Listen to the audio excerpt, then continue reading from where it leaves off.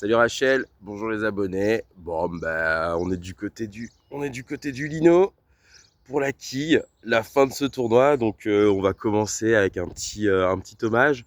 Hein, j'ai ramené c'est du petit pomme.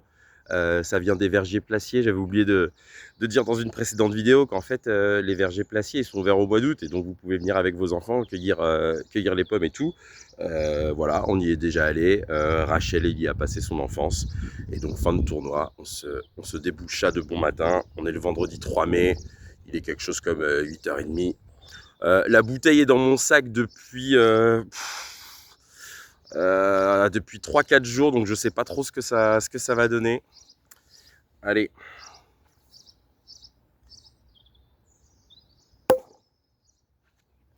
Bah Hop là, allez. J'arrête de faire mon Man in Black. Mmh.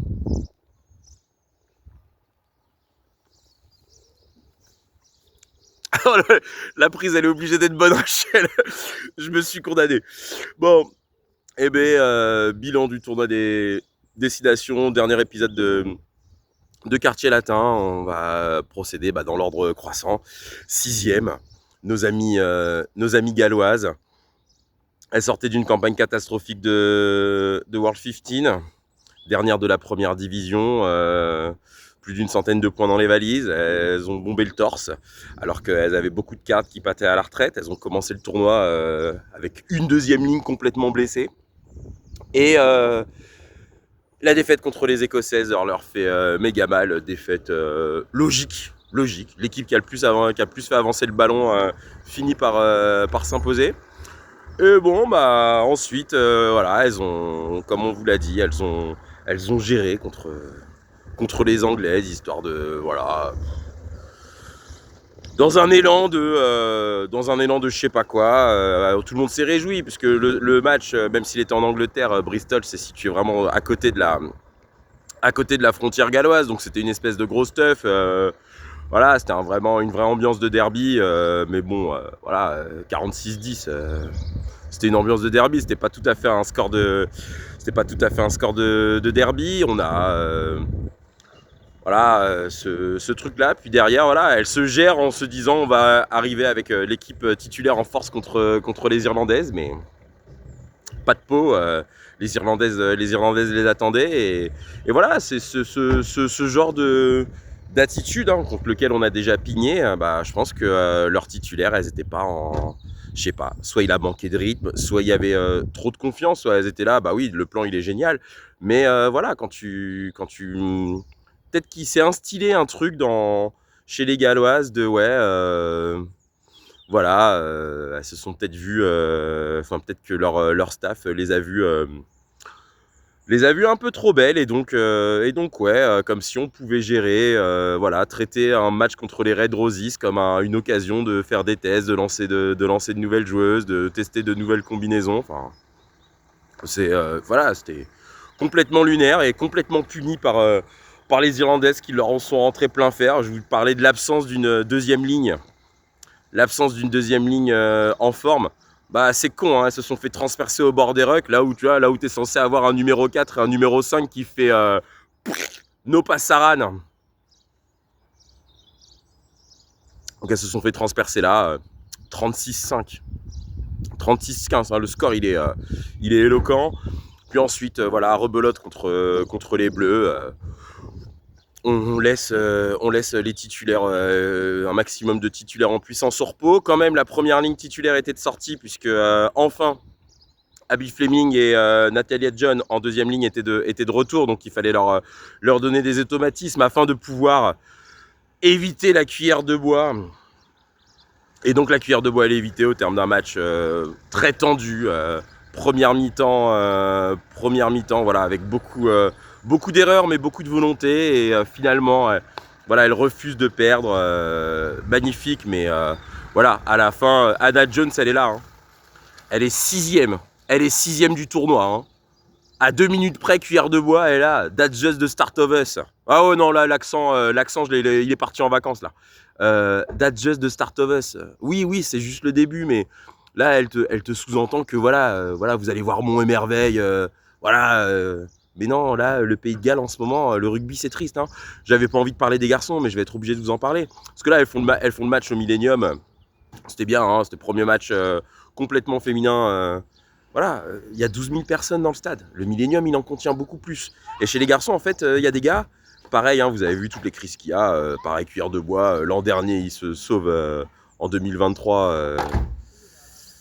Voilà, il se sauve en Italie d'une cuillère de bois. En 2022, les Écossais se trompent de match et ils se sauvent d'une cuillère de bois en 2022 aussi. Mais voilà, il y a un club qui s'appelle les Ospreys où ils lancent des jeunes. Ils ont eu leur cadre, voilà, les légendes, hein, Justin Tipuric, Halloween Jones. L'an prochain, George North, il part à Provence. On va voir George North en Pro D2. Ça va être génial. Voilà. Et donc les Ospreys, ils sont là, ils font ouais, bah. Écoute, on est en train de reconstruire. Ils jouent dans le stade de Swansea City, qui était un club, je crois, qui était en première ligue, enfin, au meilleur niveau du foot, un stade énorme et tout. Il dit, mais l'effet un peu tribune vide, machin, voilà, c'est pas une atmosphère, quoi. Et donc là, les mecs, ils sont en train de prospecter pour faire des matchs dans des stades un peu plus ramassés, etc. Sentir l'énergie de la foule, voilà, recréer un truc. Et là, moi, j'ai l'impression que les Galloises, elles sont en train de repartir dans le sens inverse, la folie des grandeurs. Pareil, 2003, bonjour, on va faire 5 franchises professionnelles. Oh, vous êtes le Pays de Galles. C'est surdimensionné. Donc, c'était magnifique, le Millennium et tout. Il fallait sûrement le faire, le symbole était magnifique. Mais voilà, il y a un moment, t'as des cadres qui partent à la retraite, t'as une crise de résultats. Ça faisait depuis septembre qu'elles n'avaient pas gagné un match contre les USA. Voilà, peut-être qu'il fallait voilà, repartir de la base, repartir des fondamentaux, retrouver le fil du jeu, trouver de nouveaux automatismes, de nouvelles leaders. Et comment tu trouves des nouvelles leaders si bah voilà, tu fais tourner en te disant bah de toute façon Angleterre-France, c'est des matchs perdus d'avance, on va se concentrer sur les matchs qui sont à notre portée. Bah tu fais pas, c'est complètement illogique. Et puis voilà, c'est une espèce de... C'est une façon de traiter la compétition, voilà, je suis désolé, c'est pas la coupe à la saucisse.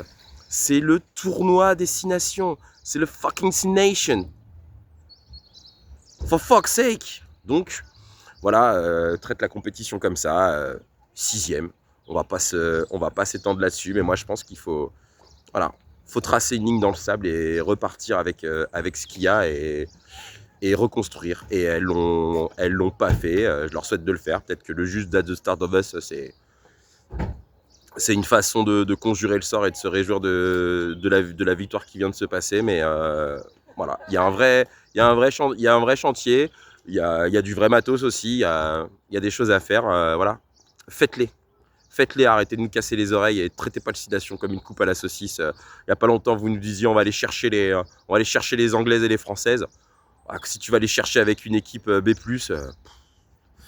allez, 5ème, nos chouchoutes italiennes, voilà, grande générosité, tournoi compliqué, hein, tu commences à la maison contre les Red Roses, après 15 jours, après une semaine de relâche, bah, tu vas à Paris jouer contre les Bleus qui ont voilà, qui sont en quête de grand chelem et en quête de montée en puissance, qui te rendent plein fer dans la FIF et ça a donné un match enthousiasmant, mais entre les deux, très belle victoire en Irlande. C'était la première fois qu'une équipe italienne s'imposait en Irlande et ça a été voilà, ça s'est vu en termes d'émotion à la fin du match. Elles ont 15 points d'avance, je crois, ouais, elles mènent 29-14 et on a vu, c'était le fait que ce soit la première fois, que ce soit éreintant, parce que pareil, les Irlandaises, on en parlera après, les Irlandaises, le match en France, elles l'ont coché, mais elles ont coché l'après-match en France, puisque en fait, après le match contre les Bleus, elles se sont fait un entraînement grandeur nature sur la pelouse du stade Marie-Marvin, sous les yeux émerveillés de Rachel et de Georgie. Après, quand on a vu les compositions de match, on a fait ok, d'accord. Donc ouais, donc face à une équipe d'Irlande qui fourbissait ses armes et qui était à ça de repasser devant au score, mais les Italiennes ont tenu bon, se sont offert cette très belle victoire. Ensuite, il y a un match, voilà, le Italie-Écosse. Italie-Écosse, Galles-Italie, il en manque un peu. Je pense que la victoire des Écossaises est logique. Voilà, les Écossaises ont réussi à laisser les Italiennes dans leur camp. Il a manqué un peu de voilà, il a manqué un peu de liant. Il y a eu une défense écossaise en face très solide qui n'a pas permis au Ragazzi de s'exprimer comme elle voulait. Et puis il y a ce crève-cœur au Pays de Galles. Néanmoins, voilà, c'est un groupe qui a toujours aligné la meilleure équipe possible. C'est une fédération qui est en train de développer ce qu'on appelle la Serie A féminilée. Donc un championnat qui va permettre aux joueuses de progresser. Il y a des joueuses qui sont parties se lancer des défis en Angleterre. Il y a des joueuses qui jouent dans le championnat français.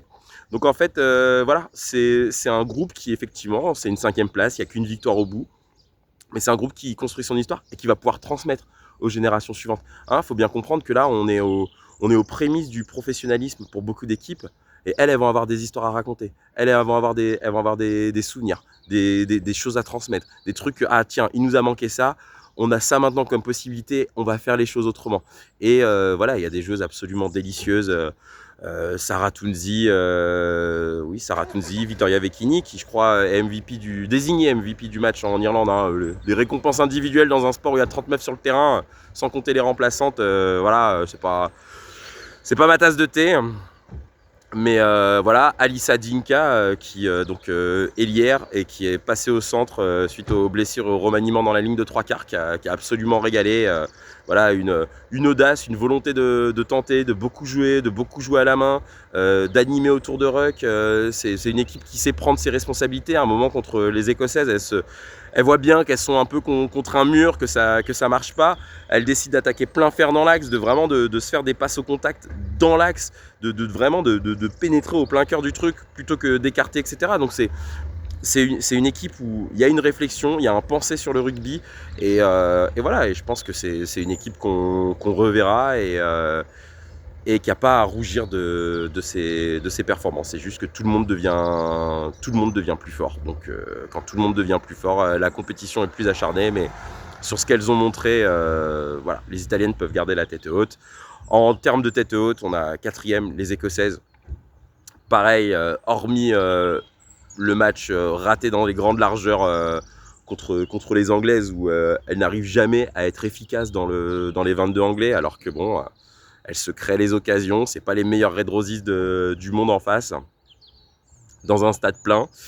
Voilà, à l'opposé des Galloises, voilà, le Hive Stadium, c'est quelque chose comme un peu moins de 8000 places. Voilà, lui, quand il est plein comme un œuf, tu sens une énergie, enfin voilà, t'y vas, quoi.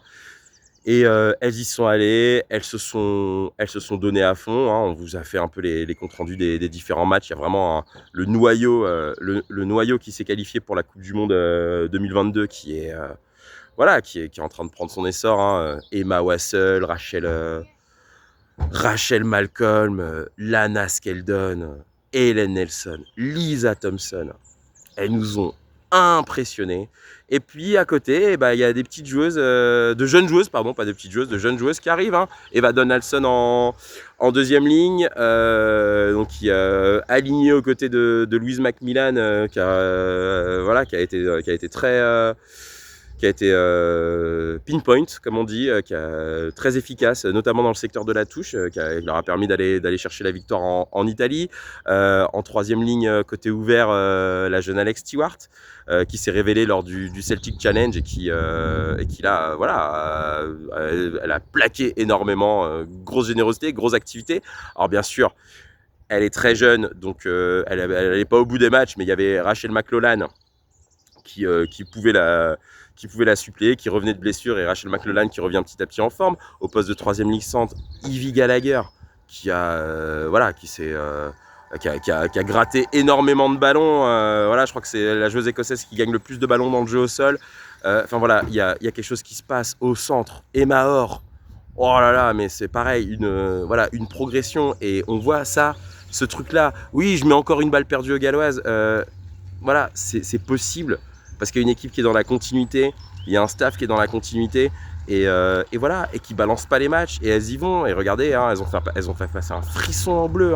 Vraiment, le 2e match du tournoi, le coup est passé près. Il a fallu vraiment une grande performance collective et défensive des Bleus pour arriver pas trop en retard à la pause, seulement 2 points. Et puis après, pour tenir le truc, parce que voilà, la moindre erreur, ça pouvait être sanctionné.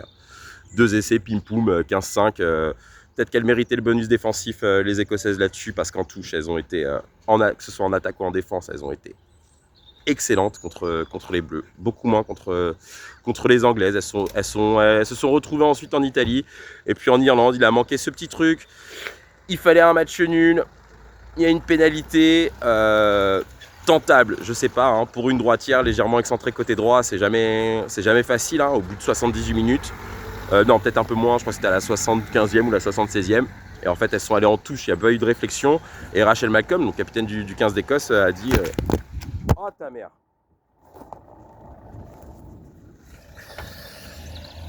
Hop, et Rachel Malcolm, capitaine, ouais, on repasse à l'épaule, a dit bah non, dans le plan de match c'était ça, ils l'ont appliqué. Est-ce qu'il fallait déroger au plan, machin? Je pense pas. Il faut être fidèle à soi-même, donc je pense un dernier coup de panache, sans remords, sans succès, mais voilà, on reverra cette équipe.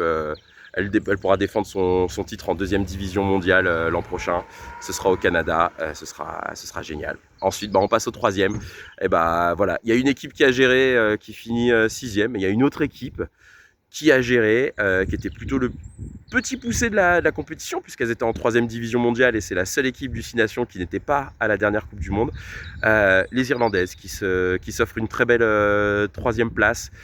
Voilà, pareil, hein, c'est la même réflexion. Voilà, elles vont au Mans, elles vont à Twickenham. Ouais, des équipes mixtes, on va dire des équipes mixtes qui sont alignées afin de cibler les trois réceptions. Elles ont un calendrier favorable, donc elles l'ont exploité. Tout ce qu'elles ont pu exploiter, elles l'ont fait. Mais voilà, il y avait dans le jeu, voilà, un jeu d'occupation autour d'Anna O'Brien à l'ouverture qui malgré le Shambles de l'an passé montrait de belles choses et donc qui s'est imposé sur ce poste d'ouvreur. Des porteuses de balles absolument fracassantes. Brittany Hogan numéro 8, Sam Monaghan numéro 5, Aoife Wafer nominé parmi les potentiels MVP du tournoi en numéro 6, Enya Breen au centre. Donc voilà, grosse porteuse de balles, on porte le jeu dans le camp adverse, on essaye de récupérer des fautes ou quoi. La conquête s'améliore petit à petit. Il faut voir aussi que c'est une équipe qui est assez jeune, donc voilà, le staff leur donne un maximum d'outils et voilà, pour leur permettre d'emmagasiner du vécu, avoir des schémas clairs. Elles s'y tiennent et bravo à elles parce que voilà, je vous ai déjà dit, hein, pour avoir fait du sport avec des Irlandais et des Irlandaises, hein, et voilà, pendant longtemps, hein, c'est des gens que je côtoie beaucoup, voilà, 11 ans de football gaélique bientôt. Voilà, on dit beaucoup le fighting spirit, mais non, en fait, il y a deux aspects. Il y a un aspect, c'est les mecs jouent toujours comme s'il y avait 0-0. Je sais pas, le score n'a pas de prise. C'est incroyable. On s'est retrouvé dans des matchs de foot où on était en infériorité numérique et on attaquait comme si on était en surnombre. Enfin voilà, c'était voilà. Et puis il y a un attachement à l'application, d'accord, la justesse technique. Et donc quand dans un sport comme le rugby vous avez ces deux aspects-là, et l'engagement il en découle. Si ton rôle c'est porter la balle, fracasser, enfin mettre un impact, la libérer derrière, que tu t'appliques à 100%, fatalement, en face ça charge. Donc il y a cet aspect-là qu'on retrouve chez les Irlandaises sur un jeu qui fait moins la part belle au duel, voilà, qui est plus un peu plus tactique et bravo. On était personnellement plus ou moins pour l'Écosse sur le dernier match. Les Écossaises les ont ciblées, hein. Il y a eu voilà, on parlait d'Aoife Wafer. Aoife Wafer, elle se fait matraquer pendant tout le match, hein. Et en fait, à la fin, il y a un moment, il y a une petite combi en touche et elle voit en face d'elle une première ligne. Et elle se dit bah vas-y, c'est une première ligne, il y a personne derrière, il y a une ligne, boum, elle la prend. Cliona Moloney. Oh, Cliona Moloney. On vous en a parlé sur Facebook, mais on vous en a pas parlé en vidéo. Cliona Moloney, donc qui se porte au soutien, qui fait vivre le ballon, et ensuite sur le temps de jeu suivant, c'est là que les Irlandaises grattent la pénalité de la victoire. 15-12, magnifique, qualifiée pour la prochaine Coupe du Monde, première division mondiale. Donc elle passe de la 3e division mondiale à la première division mondiale. C'est la magie du rugby. Voilà, en 5 matchs, enfin, en 5 matchs. En 2 matchs balancés, en 2 matchs où tu fais de la rotation d'effectifs, 3 matchs que tu joues à fond en te pelant le cul, et bah tu peux passer de 3e division mondiale à première division mondiale. Ouais. Donc, Cliona Moloney, c'est la très belle histoire. 2021. Donc, les joueuses irlandaises quand même sont là. Elles font un petit papier, un petit communiqué, comme quoi elles ont perdu toute confiance. Elles ont plus confiance dans leur fédération. Non, on va rester comme ça. Elles n'ont plus confiance du tout en leur fédération. Et donc, voilà. Et il y a un type de la fédération qui dit ouais, bon, faut peut-être pas déconner. On a mis ci, ça. Et il y a quelqu'un qui va voir Cliona Moloney. Et Cliona Moloney, elle lui dit slurry spreading. Voilà. Voilà. Elle dit les propos de ce gars, il répand du purin. Voilà. La fédération lui dit écoute, ma grande, tu seras plus jamais sélectionnée. Bon, mais à un moment, Scott Beamand, il est là, il voit les choses. Hein. Elle est championne d'Angleterre avec les chiffres d'Exeter. Cliona Moloney en touche, c'est quelqu'un de très sûr. En mêlée, elle est stable. Et dans le jeu, elle distribue des cartouches, quoi. Tu vois, genre, si la meuf, quand on lui dit un mec de ta fédération qui a dit ça, au lieu de dire t'as dit des saucisses, elle dit juste ouais, il est en son purin. Voilà. T'inquiète, elle est nature peinture. On l'adore. Et donc à un moment, les mecs ils sont là, bah Cliona revient. Et Cliona elle revient. Et l'entraîneur de la défense, Declan Danner, il est magnifique. Parce qu'il sait que ça froisse quelques égos à la fédé irlandaise. Il est là, il fait ouais, mais vous inquiétez pas, Cliona, elle s'est bien entraînée, elle est appliquée, elle apprend les combis, voilà, super état d'esprit. Donc voilà, je pense qu'elle mérite sa place sur le banc. Tu vois, genre les mecs ils ont fait de la diplomatie. Voilà, et Cliona Moloney, elle a répondu sur le terrain. C'est-à-dire que cette petite combi, machin, feinte de ballon porté, Aoife Wafer se détache, et Cliona Moloney, elle suit dans le couloir. Elle fait vivre le ballon, elle se porte au soutien, puisque Aoife Wafer, il lui en manquait un peu pour aller au bout. Hein. C'était une touche qui n'était pas si proche de l'embut irlandais que ça, de l'embut écossais que ça. Et voilà, c'est la belle histoire. Cliona, on t'aime. Vraiment, voilà, c'est avec une meuf comme ça, qui quand un mec de la fédé balance une saucisse comme ça, dit de la merde à ce point, qui arrive et qui dit slurry spreading, mais avec elle, tu sais que tu peux aller à la guerre. Elle, t'es à côté d'elle, tu sais qu'elle est là dans le bus avec toi. Eh ben mon gars, tu viens, tu t'envoies sur le terrain, quoi. Ça doit être génial de jouer à ses côtés. Enfin voilà, Cliona Moloney, force à toi, t'es de retour. Là où est ta place, dans le concert international, le tournoi à destination, la Coupe du Monde, la première division mondiale. Enfin voilà, ça va régaler. Donc les Irlandaises, voilà, bravo. Ensuite, voilà, deuxième, nos Bleus d'amour. On vous a raconté un peu tous les matchs. Bon, on était à Bordeaux, dans le stade. Voilà, Red Roses, trop forte. Je pense que nos Bleus sont à leur place. On a voilà, un jeu très généreux, beaucoup d'initiatives, de jeunes joueuses qui sont lancées, et voilà, une certaine stabilité malgré tout, un staff qui développe de nouvelles idées par rapport à là où on partait, hein, une Coupe du Monde qui avait été compliquée sur le plan humain, même si elles finissent à la 3e place, elles passent pas loin de l'exploit en demi-finale. Voilà, il y avait des choses à rebâtir, ça a été rebâti, il a fallu passer par une 5e place dans le World 50, il a fallu prendre 33 points en première mi-temps l'an dernier à Twickenham. Mais voilà, là, dans la combativité, dans le panache, dans l'esprit de résistance, on y était. Après, il y a toutes les erreurs ont été sanctionnées par les Red Roses, et sanctionner les erreurs des Red Roses, ça a été plus compliqué. Il a vraiment fallu se peler le cul pour leur planter des essais. Il fallait jouer à la perfection. Voilà, la perfection n'est pas de ce monde, pas encore, mais voilà, les Bleus nous ont régalé, puis on a eu le temps, que ce soit au Mans ou à Bordeaux, on a eu le temps de papoter un peu avec elles.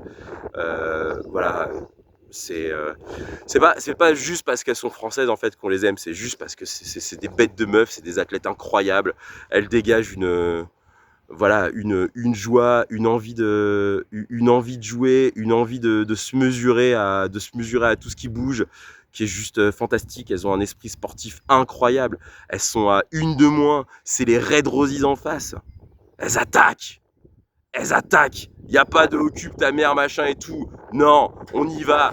Sabre au clair, au galop. Voilà, dans le sillage de Pauline Bourdon-Sansus, voilà, qui a pris des initiatives. C'est un moment, t'es à 14 contre 15, les meufs en face, elles sont replacées. Tu joues des pénalités à la main, tu vas droit dans le truc. Lina Keroy, pareil, qui a attaqué la ligne, qui a fait des retours intérieurs. Enfin, c'était vraiment vu du stade. Ah, t'es fier.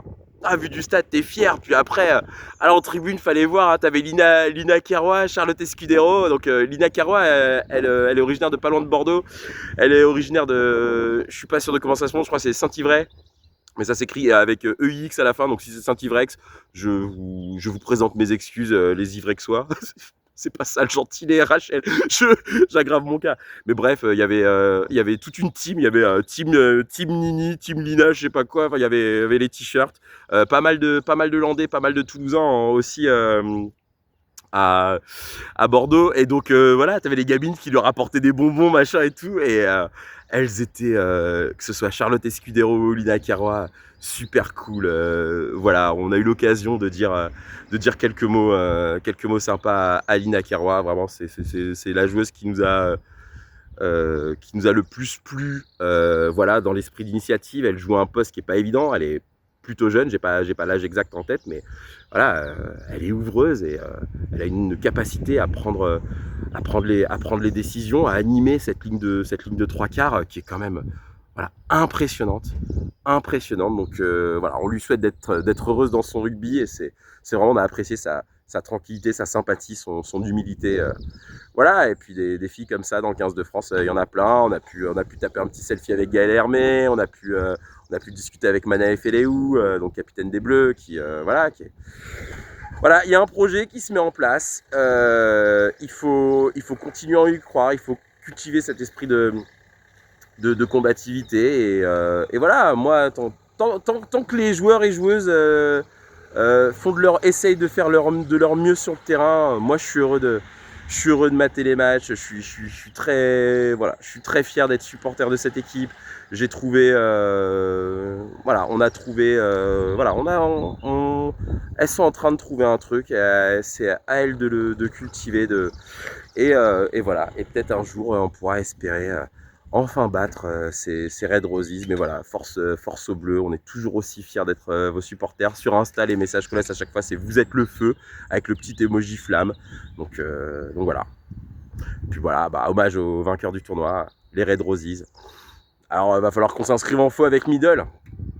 Il est au bout du truc, il est sous la valise. Je n'ai pas envie d'aller le chercher, mais qui parle de l'insupportable Marley Packer. Faut bien comprendre un truc. Marley Packer, en fait, elle est capitaine, elle a plus de 100 sélections. Et elle sait, hein, les Red Roses, elles savent qu'elles sont pionnières dans le professionnalisme. Et donc, elles ont un devoir de représentation. Et voilà, si tu veux, elle, avec son fils Oliver, avec ses copines, machin, voilà, elle porte un étendard, elle porte un flambeau. Et elle le porte magnifiquement bien. Voilà, Marley Packer, nous, on admire, bien sûr. On a envie de la voir perdre. On est supporters des Bleus. Mais voilà, athlète magnifique, grand cœur. Faut savoir qu'on est resté plus d'1h30, non peut-être pas 1h30, je sais plus, mais on est resté longtemps. On était quasiment les derniers à sortir du stade. Avec 2-3 gamins des quartiers de Bordeaux qui ont fait des selfies avec toutes les joueuses. Ça c'était beau aussi. Et voilà, et elle est là. Elle porte la coupe, elle doit faire le discours à la BBC, macha et tout ça.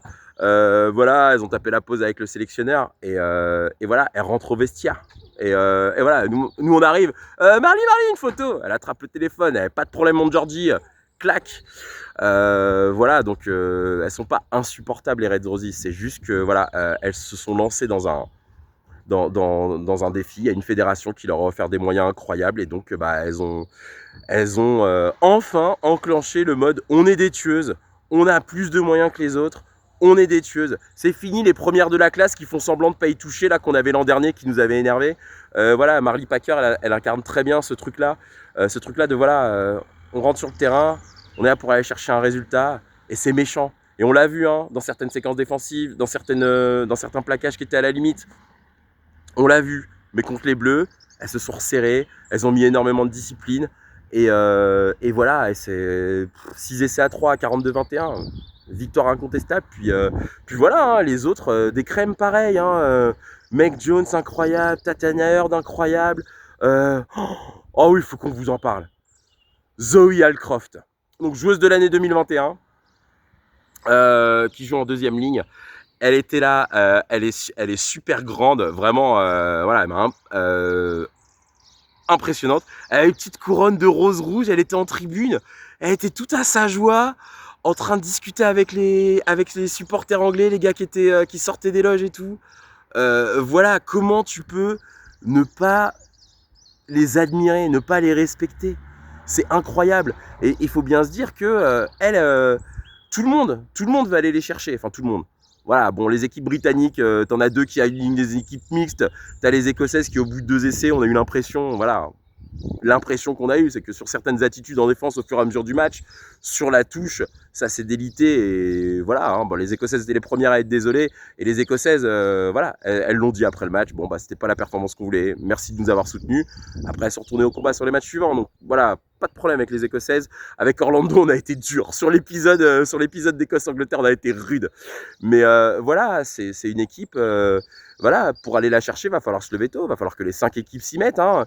C'est pas si c'est juste Marie-Claude Française et Maria Teresa Italiana qui s'y collent en grand pour voilà, elles arriveront toujours fraîches mentalement le dernier match. Hein, regardez la dernière Coupe du Monde, elles croisent 0 équipe britannique sur le chemin. Bah à la fin, il manque un peu de fraîcheur. Voilà, elles gardent sur leur standard du 6 nations, un jeu frontal machin. Vas-y, fais un jeu frontal contre les Australiennes. Les Australiennes, elles adorent se battre, on vous l'a déjà dit, c'est la férocité incarnée. Les Canadiennes, bonjour, on est tout amatrice, mais en fait, il y a 7 avants sur le banc. D'accord. Avant Rassi et Rasmus que les Sudaf le fassent, les Canadiennes le font. Elle leur déclare la guerre. Hein. Elle leur déclare la guerre. Hein. S'il n'y a pas la relance du fond du parking d'Abido et de Claudia McDonald, on ne sait pas. On ne sait pas. Donc ouais, voilà, quand on voit tout ce que les autres équipes leur ont mis dans la tronche aux Red Roses à la Coupe du Monde, et ce que les Britanniques leur ont mis en face, bah on espère. On espère que le fait qu'il y ait la tournée des Lions 6 qui se profile, bah, on espère que voilà, il y aura plus de combativité pour les battre parce que elles vont rien nous donner. Hein. Vous savez, la fédération anglaise, elles ont le championnat qui est pro aussi depuis très longtemps, depuis au moins 2018, depuis au moins 2018. Et donc là, elles ont dit attention, hein, elles ont vu des clubs grossières qui ont fait venir des Canadiennes, des Écossaises, des Galloises, des Américaines, tout ça. Et là, l'an dernier, à la fin du tournoi ou pendant le tournoi, le petit tour de vis. Ils ont dit au club, à partir de maintenant, si vous ne faites pas jouer des Anglaises, si vous n'avez pas un centre de formation, et ben en fait, vous allez avoir des pénalités financières. C'est-à-dire, tu veux monter une grosse équipe en faisant venir des meufs d'ailleurs, sans rendre aux jeunes Anglaises, donc c'est-à-dire en affaiblissant les Red Roses, pénalité financière. Donc en gros là maintenant, clac clac. Hein, donc voilà, elles ne donneront rien à personne, que ce soit dans les structures, que ce soit sur le terrain, que ce soit à l'entraînement. Avec John Mitchell, hein, voilà, elles ont développé un nouveau jeu dans lequel il y a des joueuses qui s'épanouissent à fond. Donc voilà, pour aller les chercher, il faudra se lever tôt. Elles ne laisseront pas la place. Elles organisent une Coupe du Monde en 2025. Elles ont conscience. Hein, voilà, hein, la deuxième mi-temps à Bordeaux, elles sont à une joueuse de plus pendant plus de 25 minutes. Le score de la deuxième mi-temps, c'est 7-7. D'accord. Donc elles ont conscience. D'accord. Et voilà, ce match, elles l'ont coché. Elles y ont mis énormément de sérieux. Et à la fin, il l'a dit. Hein, we run a bit flat. Il l'a dit, Mitchell. Il l'a peut-être pas dit comme ça. Hein, il l'a dit avec un meilleur accent. Il a peut-être dit d'autres mots. Mais il a dit, ouais, sur la fin, on a été un peu à plat. Parce qu'en fait, on a mis énormément d'investissement physique et émotionnel dans ce match. D'accord. Ce sont des joueuses. On a eu l'occasion de discuter avec elles. Ce sont des crèmes. C'est-à-dire que voilà, c'est des athlètes de très haut niveau. Elles se préparent fort. C'est des grandes compétitrices. Mais il y a encore la place. Il y a la place. Mais la place de les battre, il va falloir que tout le monde s'y mette fort. Et voilà, nous, c'est ce qu'on souhaite. Et puis comme ça, de cette façon, la compétition, elle prêtera moins le flanc aux critiques faciles, parce qu'effectivement, 88-10, quoi. 88-10. À un moment, T'arrives, oui, bonjour, je m'appelle Jean-Michel Irlandais, je laisse mes 2 meilleures joueuses sur le banc. Effectivement, mais il a eu raison, puisque bon, bah, ces 2 meilleures joueuses, les 10 dernières minutes contre les Écossaises, elles sont intestables. Ok, mais voilà, c'est le genre de truc, à un moment, si on veut qu'il y ait une possibilité de pluralité dans le palmarès, si on veut aller au-delà du duopole France-Angleterre, et bah va falloir aller chercher, tout le monde va devoir s'organiser parce que les Red Roses, elles ne lâcheront rien, elles ne laisseront rien à personne. Elles ont une place, elles veulent y rester. Ça fait depuis 2017 qu'elles ont lancé ce programme de professionnalisation. Voilà, il y a les deux dernières coupes du monde, c'est les Néo-Z qui l'ont gagné. Donc en fait, voilà, là, elles sont pas au champagne les Anglaises. Enfin, s'il y avait des bières dans le vestiaire, mais là, si tu veux, elles ont repris le jus de pomme très vite, quoi. Donc voilà, c'est un très beau challenge. On a une locomotive. Le rugby européen, et le rugby mondial a une superbe locomotive qui s'appelle les Red Roses. On les respecte, on les craint, mais on a envie de les combattre en fait. Et je finirai là-dessus. Gabrielle Vernier, juste avant le match contre l'Italie, elle était là, elle dit ouais, mais nous, si on pouvait jouer 5 fois contre l'Angleterre, voilà, on jouerait 5 fois, d'accord. Donc il y a, voilà, on a envie de les jouer. On a envie de les jouer et on espère qu'un jour, on finira par gagner. Enfin, que les Bleus finiront par gagner. C'est pas moi qui gagnerai. Hein. Moi, je serai en train de faire le fraté en tribune si ça arrive. Je serais peut-être même en train de pleurer de joie. Mais voilà. Faudra aller les chercher. Mais moi, je suis sûr qu'elles sont invaincues, mais pas invincibles. Donc voilà. Voilà, c'était le message de fin. Il paraît qu'il faut aller bosser ce matin. Donc je vais y aller ma Rachel. Un grand merci, un grand bravo aux équipes, au staff, aux arbitres, au comité d'organisation, aux diffuseurs, aux réseaux sociaux, enfin tous ceux qui permettent à ce spectacle sportif d'émerger. Nous, on va bien sûr continuer à le promouvoir sur cette chaîne. Il y aura, je pense, beaucoup moins de contenu sur les garçons. Et puis bah nous, ce qui nous attend, c'est là. Vous avez vu, on a lancé un truc, on a lancé une chaîne, c'est le food truck. Et là, on va alimenter, on va vous. Là, sur le food truck du Ruta Bagarre, vous allez avoir saucisse. On a des projets, on a des idées. Ça va être du grand n'importe quoi. Et puis on reviendra pour le rugby, peut-être à la fin du mois de mai, puisque là, il y a le Pacific Force Series qui se met. Mais voilà, c'est une autre histoire. Encore merci pour ce tour à destination. On a vibré à chaque match, on a pu développer de la pensée et je pense que là, vous avez eu que ce soit sur 36-15 Home Nation ou sur Quartier Latin, vous avez eu les meilleures versions de Georgie, Rachel et Orlando. Voilà, gros kiffeur de rugby devant l'éternel. Longue vie aux 6 nations. Merci encore à toutes les équipes. Ciao, ciao.